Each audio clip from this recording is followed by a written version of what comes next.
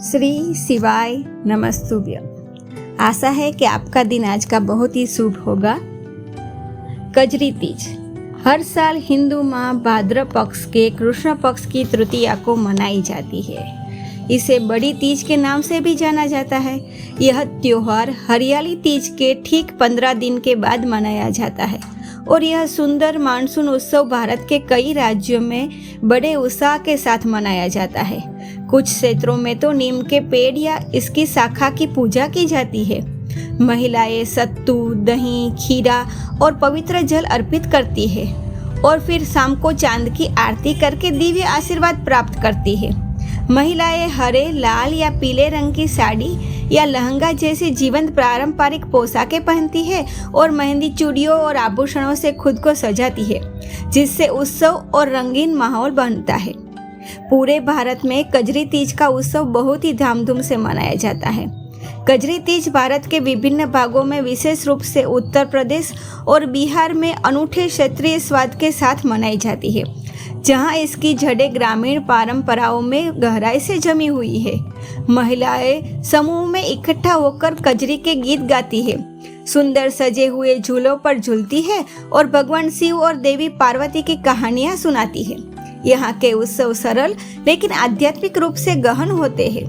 मध्य प्रदेश में महिलाएं अक्सर मंदिरों में या पवित्र वृक्षों के नीचे समूह में अनुष्ठान करने के लिए एकत्रित होती है। लोकगीत प्रतियोगिताओं और पारंपरिक नृत्यों के साथ उत्सव को और भी समृद्ध बनाया जाता है, जिससे एक जीवंत और सामुदायिक माहौल बनता है। राजस्थान में खासकर इसके ग्रामीण और आदिवासी इलाकों में कजरी तीज रंग बिरंगी झूलों, लोक नृत्यों और भक्ति संगीत के साथ मनाई जाती है। महिलाएं व्रत रखती है और शिव पार्वती की मूर्तियों या नीम के पेड़ों पर दूध और मिठाई चढ़ाकर सुखी और संपूर्ण वैवाहिक जीवन का आशीर्वाद मांगती है। बुंदेलखंड क्षेत्र और उसके आसपास के इलाकों में ये परंपराएं एक अलग ही रूप ले लेती है।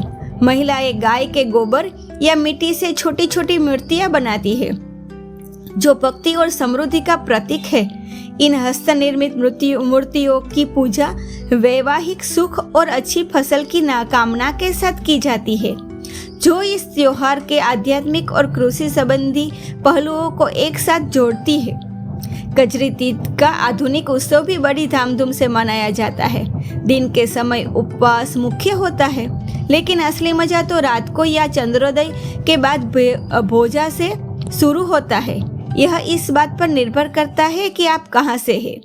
आज के त्योहारों के व्यंजन अभी भी परंपरागत है, जिनमें सत्तू, भुना हुआ बेसन, कुरकुरी कचौड़ी और पूरियां, मलाईदार खीर, चाशनी वाले मालपुए, प्रतिष्ठित राजस्थानी घेवर तथा केले, अमरूद और खीरे जैसे मौसमी फल पिरोसे जाते हैं। आधुनिक दुनिया में कजरी तीज एक अनुष्ठान से कहीं अधिक है। यह स्त्री ऊर्जा, प्रेम और प्रकृति के साथ संबंध का एक हार्दिक उत्सव है। महिलाएं पारंपरिक लोकगीतों के माध्यम से अपनी जड़ों को अपनाकर, जीवंत परिधान पहनकर, मेहंदी लगाकर और मानसून के रोमांस का जश्न मनाकर इस दिन का सम्मान करती है।